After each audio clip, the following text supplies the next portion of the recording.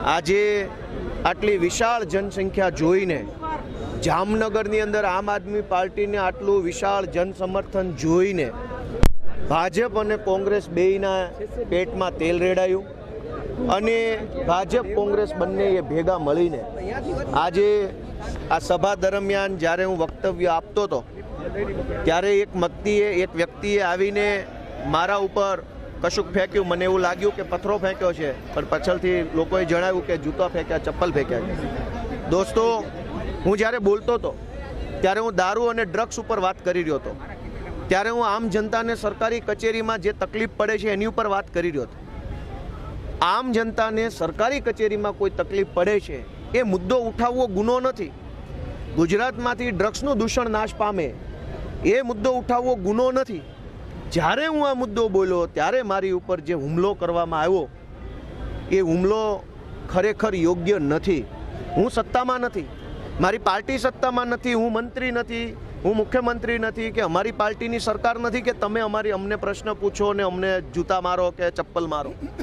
દોસ્તો, મેં જોયું, હું વક્તવ્ય આપતો હતો ત્યારે કે અચાનક અનેક પોલીસવાળા આ બાજુથી આવવા લાગ્યા, મારા ડાબા હાથ બાજુથી. 2-4 પોલીસ કોન્સ્ટેબલો આ બાજુ જમણી સાઈડ ગોઠવાયા, 2 લોકો અહીંયા સાઈડમાં ડાબી સાઈડ ગોઠવાયા, એક પોલીસ ઇન્સ્પેક્ટર, એક પીએસઆઈ ને એએસઆઈ ત્યાં ગોઠવાયા. અચાનક પોલીસ મુવમેન્ટ વધી ગઈ. જે બધું જ હું ભાષણ આપતા મારી નજર હતી, પબ્લિકની નજર હતી, જનતાએ જોયું, વિડીયોમાં આવે છે કે અચાનક પોલીસવાળા બધા આવ્યા. પોલીસવાળાની સાથે જ આ ભાઈ આવ્યો. લોકોએ એવું કીધું કે પોલીસની ગાડીમાંથી જ આ ભાઈ પોલીસ લઈને આવ્યા છે. મેં જોયું નથી, પણ હું તો સ્ટેજ ઉપર હતો.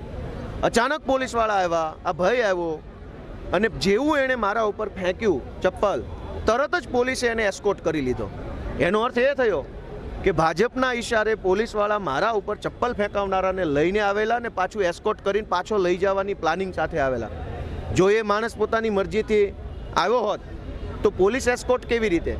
અચાનક જ બધા પોલીસવાળા આવી ગયા ને એને જેવું એણે ફેંક્યું તરત એને પોલીસે એસ્કોર્ટ કરી લીધો. એનો અર્થ એ થયો કે પ્રી પ્લાનિંગથી મારા ઉપર હુમલો કરવામાં આવ્યો છે.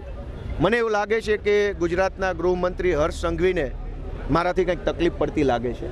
જે રીતે અમે એની સામે અવાજ ઉઠાવીએ છીએ, વિરોધ કરીએ છીએ, એના કારણે એને તકલીફ પડતી હોય એટલે પોલીસની પ્રોટેક્શનમાં ચપ્પલ ફેંકનાર વ્યક્તિને મોકલી મારી ઉપર હુમલો કરાયો છે, એની હું નિંદા કરું છું.